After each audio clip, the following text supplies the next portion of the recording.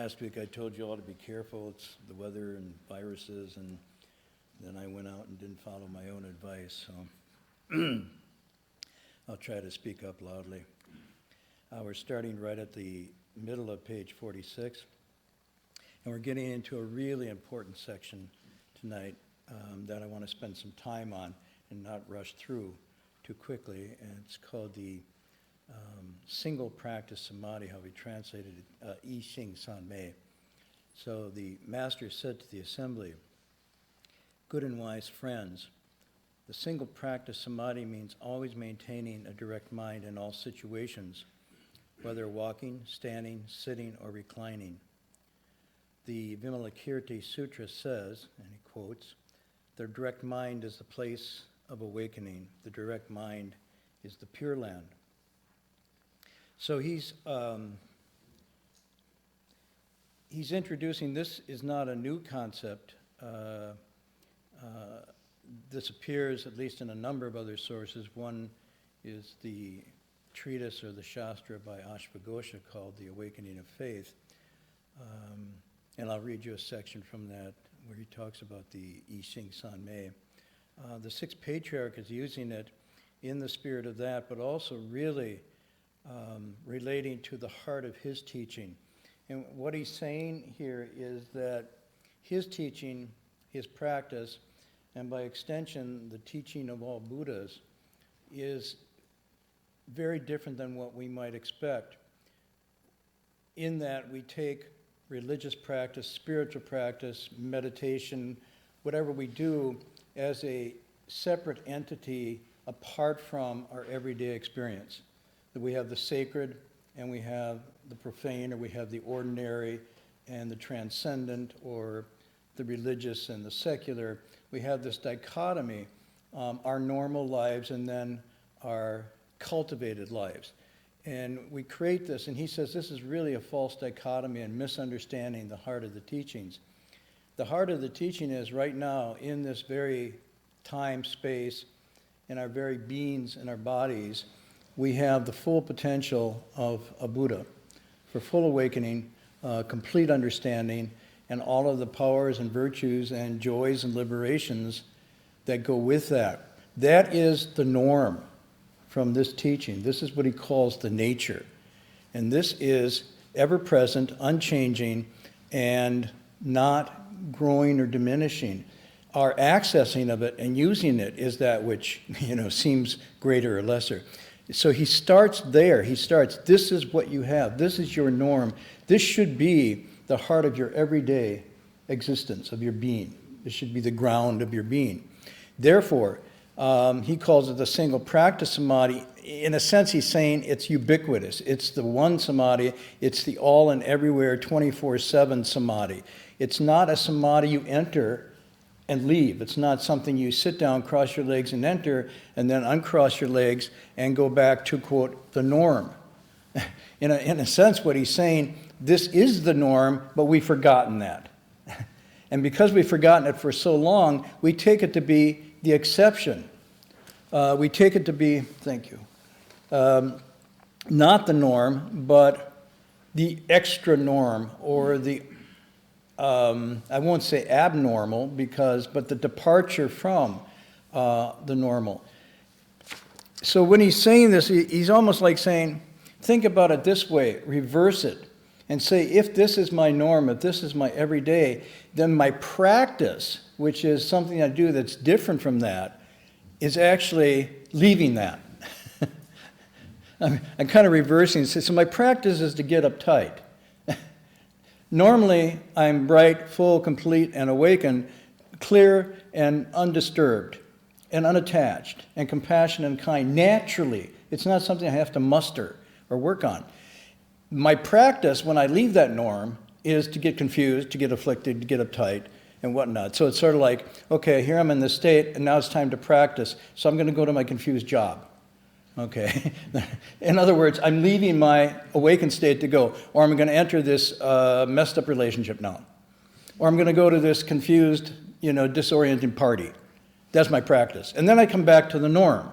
which is this. So he reverses it. He's actually saying, do not think of Buddhist practice, do not think of cultivation as something you do in difference or even in contrast to the norm, but it is the norm. Now you start looking at your life differently and saying, why and how am I leaving that? Rather than, I got to get to the meditation class, or I got to get to yoga. No. He's saying yoga meditation is your norm. Where are you going other than that? You should be in that class all the time, because that's your baseline. That's your, So he's really pulling on a number of things here where people have turned these teachings into religious, spiritual exercises and practices that are separate and apart from the ordinary. And then people say, yeah, but in the real world, I hear this all the time, in the real world, da-da-da-da-da-da. And he's saying, no, this is the real world. And the world that you're calling the real world is leaving this to be confused and afflicted. And that's why it doesn't feel so great to be in the real world. And then we constantly use efforts and energies to get out of the real world. So it's really ironic. We tell people, especially kids, you get in the real world, You get in the real world, and then we spend all our time trying to escape from the real world, drinking, smoking, watching TV, anything to get out of the real world that we tell everybody they should be in. So, it's just, he's aware of this irony. It's very much like this wonderful expression from the Tao Te Ching. And there, Lao Tzu is always playing with these seemingly juxtapositions we've created where we turn what is right wrong, and we turn what's right side up upside down, and then we think it's normal. And so what he's talking about is if you see things clearly through the eyes of a sage, then the way the world looks at everything is really quite confused and upside down. But if you lose that and you see it through the, quote, normal lens, then it seems upside down the way of the sage.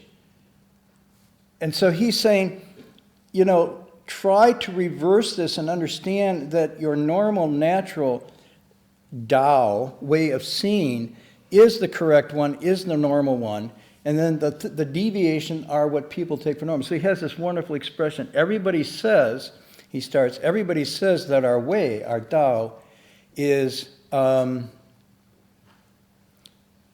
greatly like folly. It's immense folly. But he says it's only because it's great that it seems like folly. Then he finishes the next line. He says, as for the things of the world that people think are great, no question about that folly. And so what he does the same thing that the Sixth Patriarch is doing here. He is saying that when you see clearly and understand this way, then 99% of what's going on that get people really confused and afflicted is really the leaving of this. It's not the norm. And this is the norm. This changes the attitude you have towards cultivation, because then it takes the franticness out of it. It takes the pressure out of it that you have to seek, to go to the temple, to sit in meditation and work and work and work. It's more he's saying, hey, relax. Try to figure out where you step away from this rather than putting all your energy into getting this, because you already have it. So catch where you're going into your practice, which is leaving this. Your practice of affliction, uptightness, hanging on, clinging, projecting. Basically, when you enter klesha, you're entering the abnorm. You're moving away from the norm, and that should be your marker. That's where your mindfulness should kick in at the very beginning, is to catch when you're going into klesha rather than going into bodhi. Because bodhi is the ground that you start from. And then the going into klesha is the departure. It's the leaving this. So that's why in the Chan tradition, and he says it here, he says, walking, standing, sitting, or reclining. He goes through what are called basically the four compartments of our life. Moving around, walking, sitting, standing. Reclining refers also to sleeping. And what he's saying, this covers everything we do. It covers all of our activities. And in this, do not ever think that this isn't practice. Everything of this is practice. It's right in the immediate step-by-step, day-to-day of this. So the Chan expression is walking, standing, sitting, reclining. Do not separate from this. That's the first two lines. The next two lines is, if you separate from this, before your eyes you'll go amiss. Now I'm rendering it, in a poetic way, but that's the 4 lines. So it says, it's the same expression based on this. Walking, standing, sitting, lying. Don't leave this. Don't leave that ground of your being. Don't leave that full awareness. Just in a sense you're saying, dwell there. He wouldn't use that word, dwell there, because to dwell there is already setting up something. He's just saying, be that way. Let your mind be that way. And let it be, I don't want to do the Beatles here, but let it be, let it be. Let it be is just let it be, because it's naturally that way. You don't have to make it be, do it be, let it be. If you let it be, it just naturally, it's like it sinks to its natural position if you just let it be. So let it be unattached, clinging to nothing.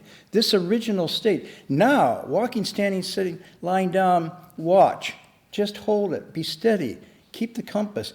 If you separate from this, if you move away from this, before your eyes you go amiss. In other words, that's where the misstep occurs. That's where you leave the norm.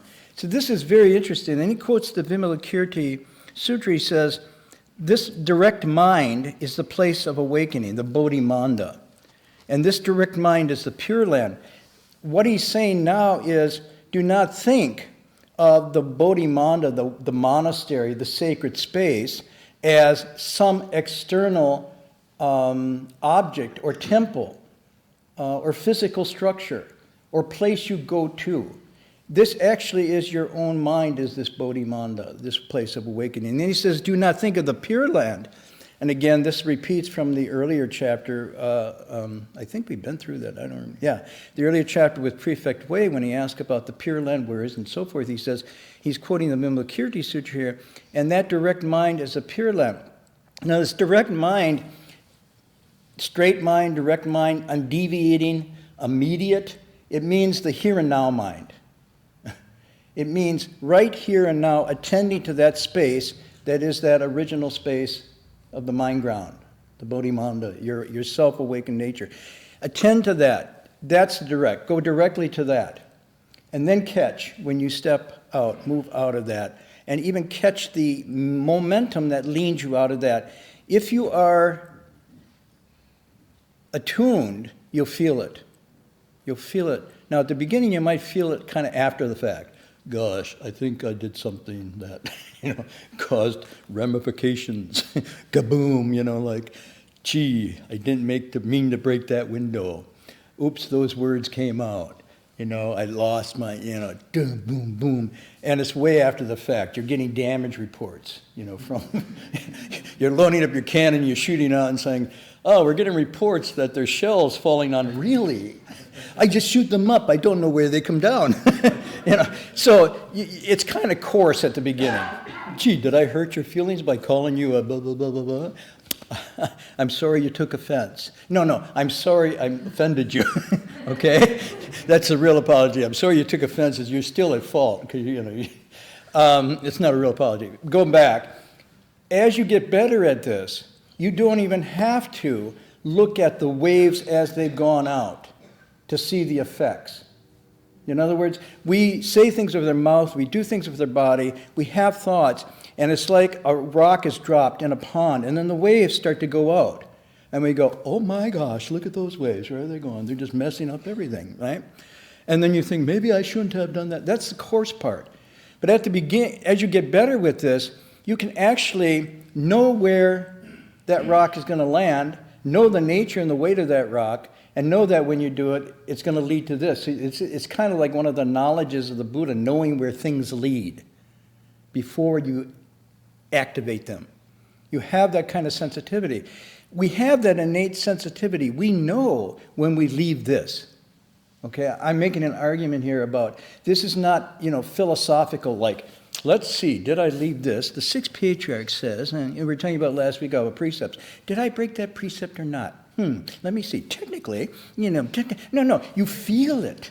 You feel it. This is where feelings are really important in this philosophy. It's not like you abstractly analyze this. You can feel it in your body, in your mind, in your emotions, in the neurotransmitters and hormones and everything that are going through. This is immediate biofeedback when you leave this. Okay? So as you get into this, you can start to feel immediately, I'm misstepping. You don't have to look at the reactions on somebody's face, like the wrinkles, the red blush, it's like you can almost feel because something is stirring that you know through the feelings of your own being that this is going to radiate into this. And by the way, it is non-dual. It's not like, oh, it radiates like this and then has effect, because as soon as it's coming up, the effect is in the cause. So by feeling that, this is what meditation in the beginning stages is like, is this awareness of the generation of these thoughts, feelings, emotions, and whatnot in yourself. Because it starts there. This is why you say you observe the mind. You observe consciousness as it's giving rise to this. And then you know intuitively.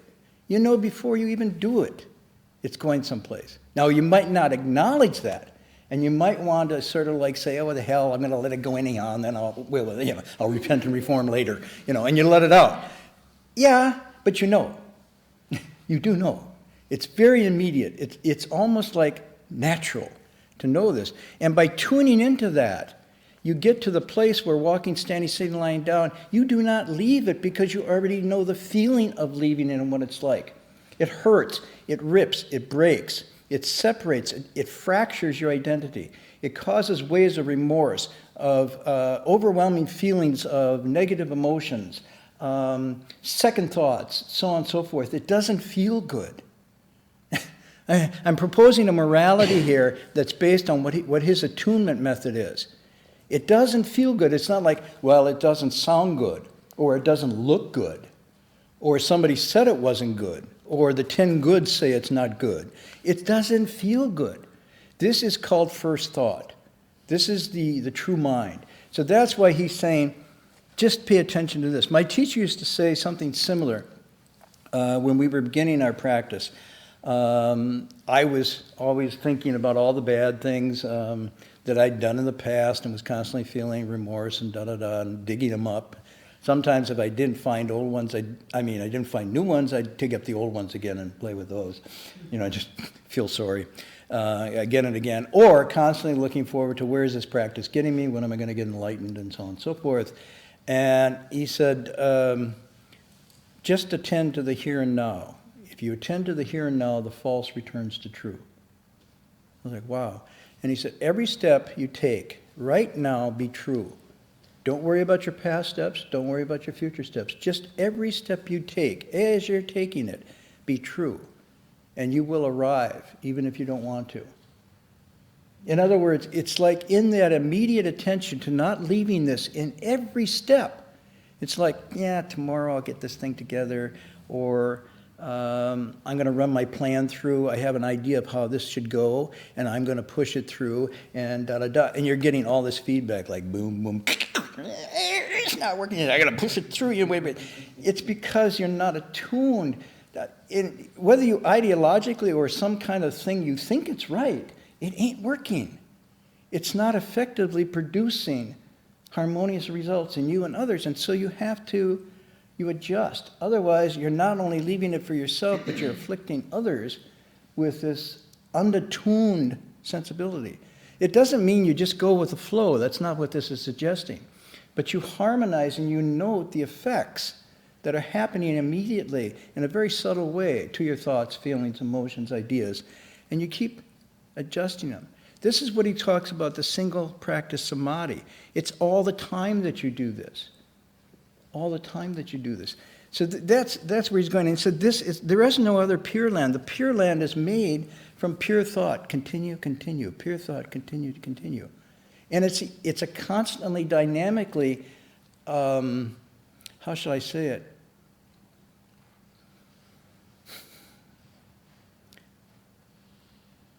Creating rather than created. The Pure Land is not something that's created. It's a creating of this in thought after thought, feeling after feeling, action after action.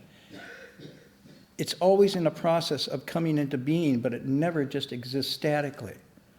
And you can leave it, and it becomes something other than the Pure Land. So the defiled land, or the confused land, also is the same process. Attend to this, it's a Pure Land. Neglect it, and it becomes the other. But it's never done deal. It has this organic, nimble plasticity to it that you can work with. Okay, so this is really, let me read you that section. This is an early translation, and I apologize, it's pretty clunky, but it's the one I had at my fingertips. See, I was attending to the here and now. I had my fingertips, I didn't do much research, and here's what you get. This is Ashwagosha's Awakening of Faith, and it's a section where he's talking about this. He's saying, in this constant flux of thoughts, sensations that precedes, that connects with objects of the senses and so forth. And he says, you have to, in a sense, detach yourself from being caught up in this linking of your mind to the objects of the senses. You have to have some contemplative distance between what you see, what you hear, what you smell, and you're gravitating and glomming onto it. Okay, I'm doing a retranslation. He says, then that which succeeds in the constant flux of thoughts is elaborated in your own mind. And so you should turn and abandon this kind of grasping thought. In short, your attention is distracted from the external world and turn to the inner consciousness he's talking about with his, he hears from Chitta. And while as this retrospection in turn calls forth successions of thoughts, again you're warned not to attach to them, because independent of this, they have no existence on their own. So he's saying, you contemplate everything like dreams, illusions, bubbles, and shadows. You're aware of them. You see them. You watch them rise and fall. And you watch your reaction to them. But in the midst of those, you don't set up with any of these. Okay, so this is everywhere engaged, nowhere attached. You're not tuning them out, but you're not grabbing onto them either. You have awareness, but you also have this very liberated sense of that is not me, that is not mine, and I'm not setting up in that. And so he's saying, because why? They don't have any existence of their own. These are just passing illusions, bubbles, shadows, dreams. All conditioned dharmas are this way. They are there, but they have no eternal substance to them and no place that you can set up in any of this. So this is the idea, of course, coming back to non-attachment and emptiness, and it's like, oh yeah, there's that Buddhist negativity. It's not negativity, it's actually very realistic. Because you can start with a very easy contemplation. Well, I don't believe in that, I'm going to grab and hold on to something. Okay, go for it. It's like, it's not like this is saying, oh, sorry, you got to let go of everything, bummer. No, it's just like saying you can't hold on to anything because the nature of everything is in flux and changing and not to be held on to, including you who are trying to hold on to it because you're changing and in flux. Oh, yeah? Yeah, well, look at your photographic album from your childhood. You look any different? A wee bit. The hair's a little different, shorter, gone. Weight changes, teeth changes. What happened? Ha! Non-attachment. No, what happened was it passed. You could not hold on to it. Not like you didn't want to hold on to it. Wouldn't you like to hold on to your beauty and youth and muscular strength and whatnot? Of course you would, but the fact is you can't. And all this is not describing a negative avoidance. It's just saying because that is the nature of things, stay within the nature of things to work through it, rather than pretend it's something else and try to grasp. So he's saying, there they are, what not, accept, see, do not grasp and attach. This is the process. You were going to ask? Yeah, so just not grasping and attaching to your own thoughts, is there a role outside of that, of the attaching and grasping? Is there a role for exerting effort within your own thinking? Like, let's say you think it's a good thing if you try and place yourself in from the perspective of other people in your life. Try to visualize what they might be experiencing so that you can have a more sort of less self-centered way of thinking about what's going on in your own life and in their life, right? That takes some sort of exertion of will in your own thought and somewhat in your own feelings too, to sort of place yourself in the minds, as it were, of other people perhaps. It's all taking place in our own minds, of course, but you know what I mean. Is there a role for that, and I mean, I see that quite clearly there's a lot of danger in there to attaching to any kind of those thoughts that while you're engaging in that. But is this philosophy saying that you should not be exerting that kind of will within your own thoughts, or is there a role for that in this? Yes and no. But I'll explain.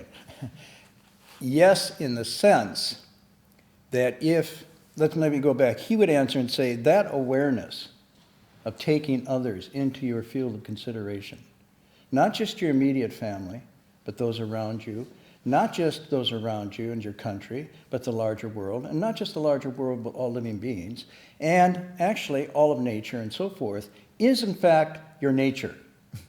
That is your natural ground.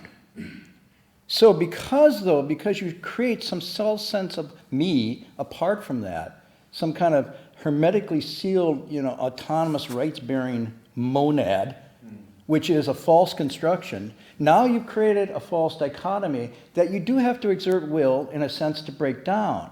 Yeah. But ironically, it's a reversal of the natural, which was to have that attunement to begin with. So in a sense, you do it. You do exert it, realizing that you're breaking down something false, that when it's deconstructed, this natural will then manifest. You're actually holding back your natural compassion and openness. So you're practicing to relearn something that actually should be natural to you. Or take the brakes and the covers and the inhibitions off of your self-clinging. Because the self-clinging is a kind of affliction. It's like there's me and mine and you're holding on, but everything in nature doesn't support that. And so it hurts. And it doesn't. And so it seems like it's virtuous to break that down, and I'm saying seems, and it is, but it's actually just releasing your natural virtue from the constraints that you artificially put on by constructing that false dichotomy to begin with. Right. So you're absolutely right. At the same time, it's just to be careful to realize that it's not that you have to attain a oneness, or you have to attain a compassion with.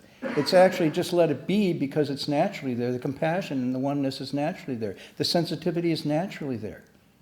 It's just that somehow we've artificially separated. So it's a subtle difference, but at a very profound level, it's a very big difference, because it's saying you're starting from a place of wholeness and completeness, and you're unkinking that which keeps you from that, rather than working towards reaching out. Because if you do that, you're like, well, she's easy to reach out, but boy, he is really pain, Right. And so you start getting into it, and then you start to say, did a pretty good job today, I included a lot of, and so what you want to do is just see it as, I need to heal my narrowness, I need to heal how I've tied myself into this little can, and I need to break out of this can.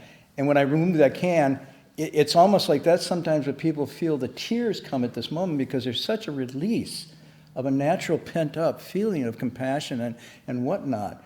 And of course, it's natural. It's like the dam opens and lets the water flow again. And look, this is very interesting. Look below, he says, the way should be free-flowing. The way should be free. This is his metaphor for that kind of energy. And what you just exactly told me is exactly the same thing you were describing about the meditation practice as well, which is that this is something, yes, you do kind of, in a sense, have to exert your will in order to start yourself on the road to doing the practice. You have to exert that will at the beginning, but you're working towards hopefully something that becomes more natural and is integrated into the rest. And in fact, right, and in fact, when you look at the meditation treatises and in the informal talks that are given by great masters to meditators, they mostly always make this point and say, hey, meditation is not necessary. I'm sorry you all came from so far, and you're going to cross your legs for 7 days and go through all this ache and pain. He said, they say, however, because you've forgotten that you are already thus, you've already forgotten your true suchness, we have to then develop this expedient device to help you remember it.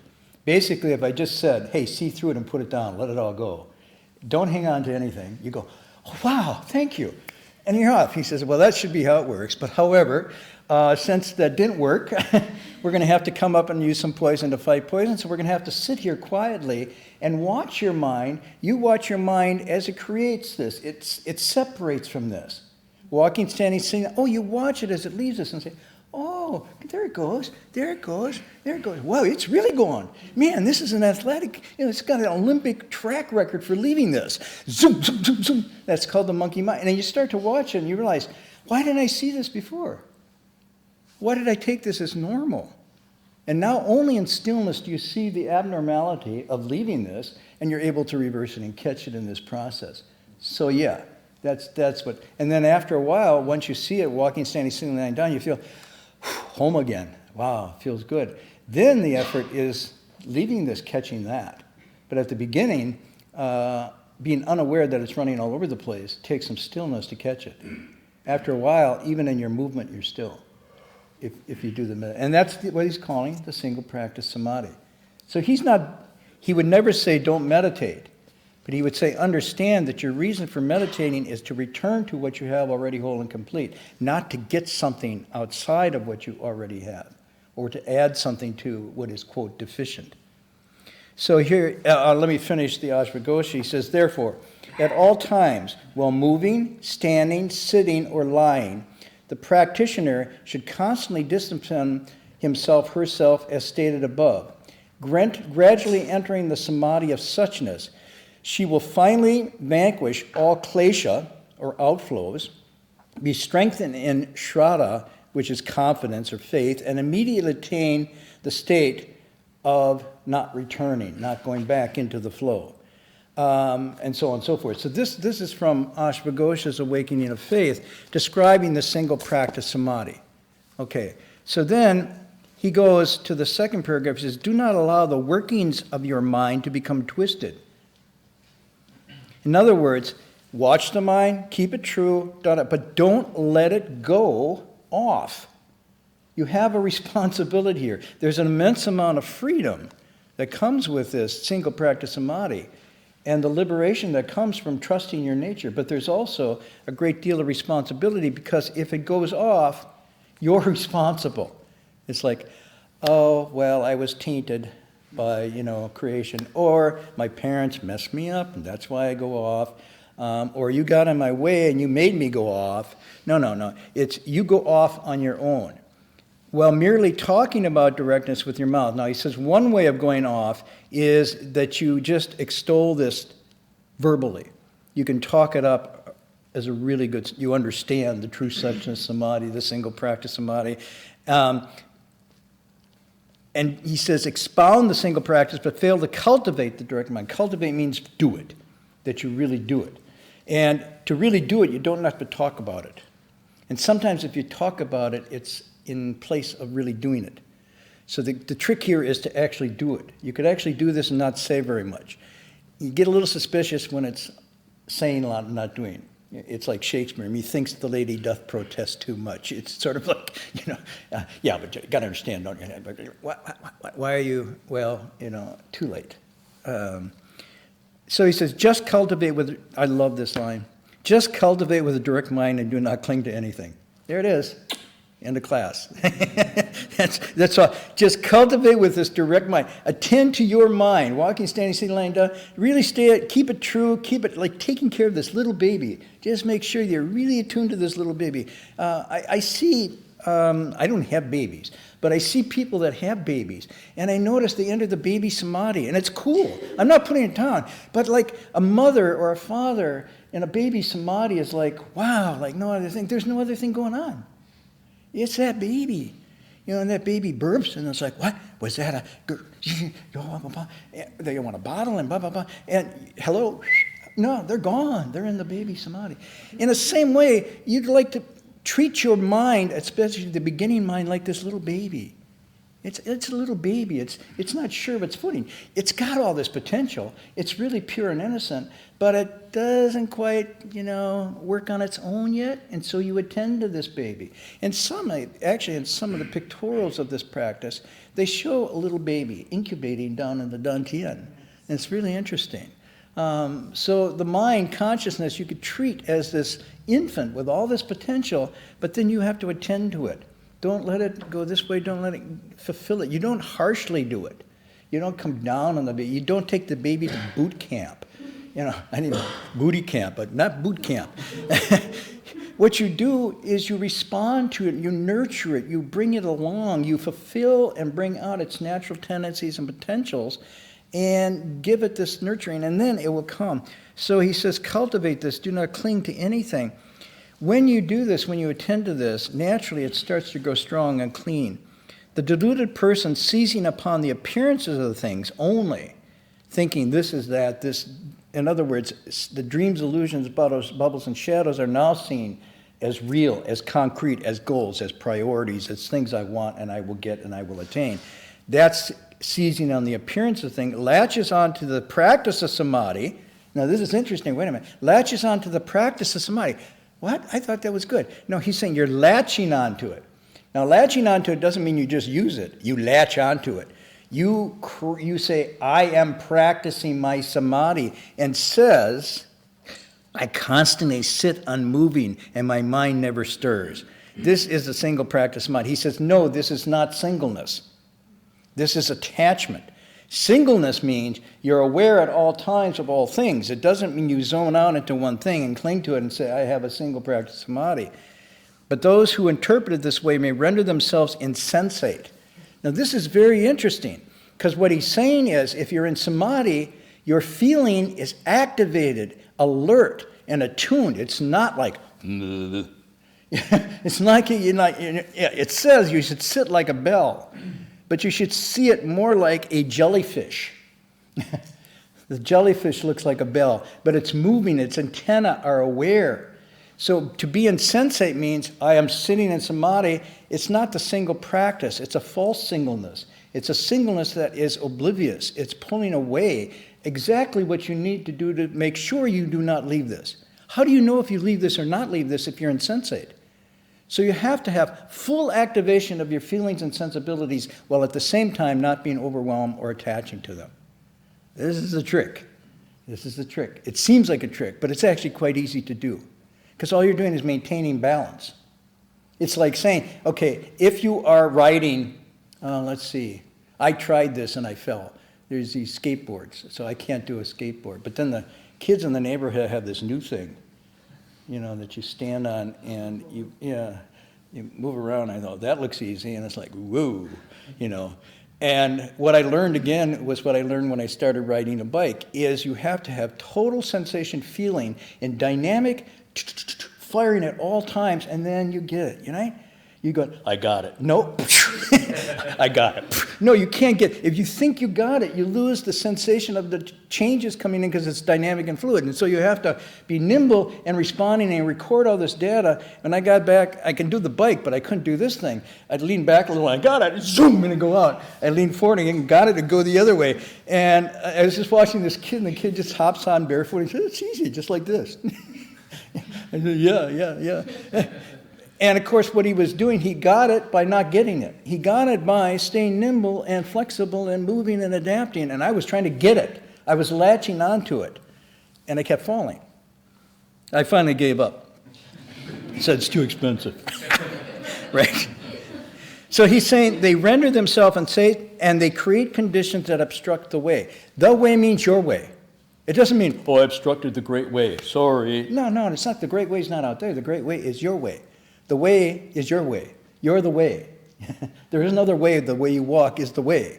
It's like, no, there's the Tao. No, the Tao is the walking of the way. It's you walking. That's the Tao. If there's no walking, there's no Tao. Okay? So it says you obstruct your way. You obstruct the flowing of your way by attaching even to meditation practice. This is very important because some people, and actually, there it goes back to your thing. Yes, you might need it. But then, although it might be necessary, it's not sufficient. Nor is it a place that you then attach to and cling to. It's just to restore balance. It's to restore attunement. Once attunement and balance are there, you don't have to sit quietly and observe in this way because you are observing while you're in motion. Why are you able to observe while you're in motion? Because you're not clinging and setting up. And by not clinging and setting up, you're free to respond to things as they come. But as soon as you have an agenda, you have something in mind you want to get, you're no longer free to respond to things as they come. You either ignore them, repress them, deny them, crush them, or pretend they're not there and blah, blah, blah. And what do? They come back and eat you up. They overwhelm you. So this is like, it's not just metaphysical or even profound. This is very ordinary if you think about just taking anything that you're doing, any project that requires this kind of attention and attunement to yourself, to others, to how things are going. And as soon as you latch on to one thing, very often you end up obstructing and ruining the whole project. Seems like judging is often that moment where you're taking yourself out of it. Like when you said when you were on the hoverboard, the moment you tried to judge that you had it, that's when you didn't. That's when you no longer had it. And it seems like that's very common. Like when I'm trying to judge whether or not I'm seeing something from somebody else's perspective, oh, I got it. You know, I probably missed it when I did that, when I made that judgment. You know, because I was no longer doing it. Right, exactly. And it's sort of like the mind that wants to get is the mind that will obstruct. Yes. But the mistake he's making is saying, so I don't want to get anything. I'm not going to do anything. Now I'm free. And he's, no, that's latching on. That's not, the alternative is not to get, not to do. It's like, woo way, I don't do anything. I just let it go. No, he's saying that's an attachment. So it means you do, but you don't want to get. You respond, but you don't react. You enact, but you don't latch onto. You engage, but you don't grasp. Everywhere engaged, nowhere grasping. It doesn't say nowhere grasping, no engagement, nothing. That's like block of wood or something dead. So the trick of this is to fully live and experience in the conditions of whatever you have set up and work through those, gradually attending to this more and more, but not pulling back into some false oblivion or detachment that you think, because he's saying not only will that not liberate, but it will absolutely positively obstruct you. Because now you've taken potentially a goal of lubrication, a WD-40 called meditation, and you've turned it into rust. And you're clinging to it, and you're making your meditation into a chain. And so ultimately, the mark of whether you're not or you're being successful is, are your klesha going down? Are your afflictions diminishing? If you say, well, mine are really increasing, I must be really cultivating. Careful. They should actually be in a substantial and qualitative way, first of all, becoming clear, which is kind of painful. Because klesha, something about klesha, you don't really want to be clear about them because they're not so nice. But once they become clear to you, that's the first stage of healing. If you don't acknowledge the disease, there's no way. It's like cancer. What cancer? I don't have cancer. Yeah, you got to take care of it. But then they should be qualitatively reducing if this is right. You don't have to say, well, what are the marks, the xiang of this? They should be rather manifest. It's not like something that happens after you die and say, well, I guess I did it right because look at my lotus. Here I am in the Pure Land and I got this really great condo lotus, right? So I must have been doing something right in the Saha. No. It's here and now that you know it's right or wrong, not in some future state. That's why nirvana as a future state is a complete misconception of it. Nirvana is in the here and now. Okay, that being said, I had some fun because I want to share something with you. I'll do it quickly. Sorry, I don't usually drink on the job, but here I have to. It's water. Whew. Yeah. This is a poem I want to share because it's from one of my favorite poets, early American poet called Emily Dickinson, 18th century poet, 18th, 19th. Very interesting woman. I really like her poetry. I can't say she was directly influenced by Hindu or Buddhist thought, but boy, there's a flavor here in her writings that definitely has this tone. But this one I wanted to read you because I thought of it tonight when I was looking at this passage of the direct mind, the single practice samadhi, the Pure Land is, your own da-da-da. So here's the poem. I'll read it once and then go through it a little bit. This is also because I find correspondence, I find references in other traditions, other teachings, other literature and philosophy that deeply resonates with this. I would be suspicious if I didn't, because then it wouldn't have the interconnectivity it should have, the interpenetration. if it was just, oh, this is only a Buddhist thing, and everybody, there's no other reference or allusions to this. And in fact, there should be a lot of connections to this, rather than a few. So here's just one I found. So this is her poem, and she entitles her poems by the first line. She doesn't bother to come up with the title for the poem. She uses the first line's the title. Easy. So it's called Some Keep the Sabbath Going to Church. Okay? Now I'll stop and explain, because not all of you know what church is, since you're from Berkeley. And then some of you don't know what the Sabbath is, also probably from Berkeley. So I'll read the whole poem first, and then we'll unpack it a little. So, some keep the Sabbath going to church. I keep it staying at home. With a bobolink for a cloister and an orchard for a dome. Some keep the Sabbath in surplice. I just wear my wings. And instead of, instead of tolling the bell for church, our little sexton sings. God preaches, a noted clergyman, and the sermon is never long. So instead of going to heaven at last, I'm going all along.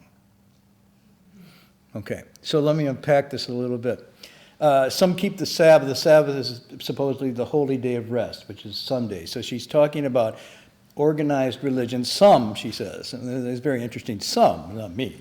Some people go to church on Sundays. They go to church. Some keep the Sabbath going to church. I keep it staying at home. Now, what's interesting, she doesn't say, I don't keep it, I stay at home. She says, I keep it staying at home. She observes this holy day, but how does she do it? At home. Well, come on, Sixth Patriarch. The nature, I keep it, I'm at home at all times. My home is my, okay? With a bobolink for a cloister. Now, a cloister is a sacred space. And the best way to think of those of you who've been to the city of 10,000 Buddhas, if you go to the Great Compassion Quad, that walk-around space that's covered over, that's a cloister. So it's a kind of a quiet, sacred space within a structure that one goes for meditation and prayer and whatnot to get away from the world. And so if you live a cloistered life, closed, from the word closed, it means you close yourself out from the secular and the worldly, and you live in cloister. So she says, I got a bobolink for a cloister. A bobolink. So, yeah, and an orchard for a dome. So she's saying, my dome, the church of my dome cathedral is the orchard, it's the trees. Okay? And the bobolink for the cloister, she says, my sacred space is this little bird. See, a bobolink's a little bird. And now, you probably haven't seen, any of you seen a bobolink? Huh. I guess that's a message. Anybody ever see a bobolink? Okay, bobolinks are really small. A bobolink is, like half the size of this fish. But it's a cute, tiny little bird. What's interesting about the bobolink, it's all black except for a little white collar. So it actually looks like a holy person. It looks like a clergyman. So it's really, but it's got this incredibly beautiful, innocent, pure song. It's just, you listen to it and your heart is lifted up. There's a Latin phrase, elevatis mentis Deum, lifting up your heart to the divine. But this bird lifts your heart up to that. You hear that bird, especially I hear it in New England when I'm there, in the early part of the morning, it's one of those first sounds, and it just pierces through. And it's like, it's more powerful than an organ. But it's so light and clear, and it just stirs you to a kind of beautiful sense of nature, of purity. So she says, that's my cloister, and my dome is the orchard. So that's the first one. Then her second line is, some keep the Sabbath in surplice, not surplus. Surplice. Do you know what a surplice? Surplice is kind of like this. Okay? So it's a sacred garment you wear when you do religious rituals. So when I was an altar boy in the Catholic tradition, I would hold up the priest's garment, and he put on this robe and that robe, an inner robe and outer robe, and bam, bam, bam, bam, bam, and finally come out just, whoa, really decked out. And I got to wear a black thing, and then which is a cassock, and the surplice was this white thing you'd wear over top. And you'd slip it on, and it had a white and big sleeves, and so that was a surplice. She says, I just wear my wings. So it's very interesting. So instead of these, she says, I just wear my natural arms, like the bird. And instead of the tolling of the bell for church, he's talking about the bird, the bing bong, our little sexton sings. So the sexton is the clergyman. She says the bobolink is a little sexton. And when he sings, I'm going, that's it. That's the tolling of the bell. It's beautiful. She said, God preaches. In other words, the divine is heard, but not in the preaching of the priest or the clergyman, or even in the word. It's this little bird. She says, a noted clergyman. The little bird preaches the divine. And the sermon is never long. Because if you listen to the bottom, like, and it's done. And yet, in that brevity, you are moved, I would say, more so than if you read 1,000 pages of some scriptures. Okay? So it's really powerful. And then, her last line is really powerful. So instead of going to heaven at last, in other words, I go to church on Sunday, I accumulate all this merit and virtue, at last I'm going to go to heaven. She says, I'm going, all along. In other words, I am in step by step, day by day, in all my actions, I am going all along. I am in the divine here and now. I am in the Pure Land in my stepping right now, not going to it in some other place. So these images of these small little creatures generating the spiritual as opposed to the big conventional is one of these things, the pomp and the external appearances of things. But there's also this, very akin to the Sixth Patriarch, this idea of the nature. Both of nature and the nature. This is natural. It's whole and complete. This is not artificial. You don't have to put on a lot of rigmarole to access this. It's within your reach at all times. And it's the innocent voices of nature, the pure artlessness of it that's coming from its own being rather than trying to be something that is in the power that liberates her. And there's no middleman. I mean, for her, it's like, I am there in touch with nature, in touch with myself. I don't need an intermediary to interpret this for me or to stimulate it in me. So that's why she says, some, keep the Sabbath going to church. I keep it staying at home. I think it's got a very Buddhist flavor, but it's really in keeping with the Sixth Patriarch. So every once in a while, I like to do this. I'm doing Ashwagosha. I'm going to do Emily Dickinson, too, so... Anyhow, we'll stop there. I went a little over, but I wanted to share that with you. So, any announcements or questions? Nothing? I thought your comparison of writing the Bible is really interesting. A little louder. When you talked about riding the bike, everybody who's learned to ride a bike knows that you never forget how to ride it. And it is all about balance. Yeah. And eventually you can ride no hands. This might be comparable to what's called zidzai. It's the free and easy riding. The mistake I made was to think I could do that before I could. Hence, I corrected my pedals and steps with many cuts and bruises. Okay, we'll do the transference in English. Yes, the announcement? Loud. We have scheduled like usual tomorrow announcement lecture 7:30 p.m. Tomorrow night. Yes, and the books for the modern mind usually happen on Mondays, postponed until March, middle of March. Okay. April. What? Postpone our class, the books for the modern minds. We'll start again on in April. So the reason is that our university is coming up for its full accreditation site visit towards the end of March, and everybody's very busy and involved preparing for that, including everybody who teaches here and supports and whatnot. And so to reduce affliction, we decided to add a bunch of classes. No, we're going to postpone some classes so they can focus on getting that done. And then if indeed I think it will be successful once that's done, you'll see everybody be much more relaxed, and the classes on probably beginning of April towards the end of March should all start up full again. Okay? All right, so let's do the transference.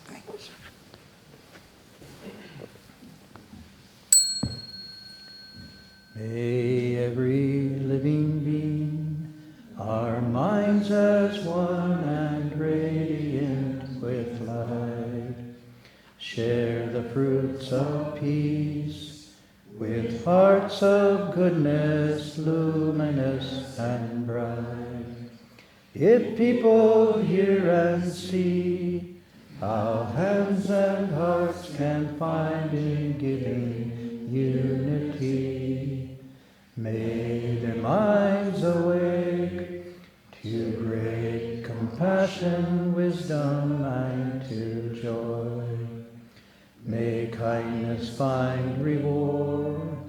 May all who sorrow leave their grief and pain. May this boundless light break the darkness of their endless night. Because our hearts are one, this world of pain turns into paradise. May all become compassionate and wise. May all become compassionate and wise.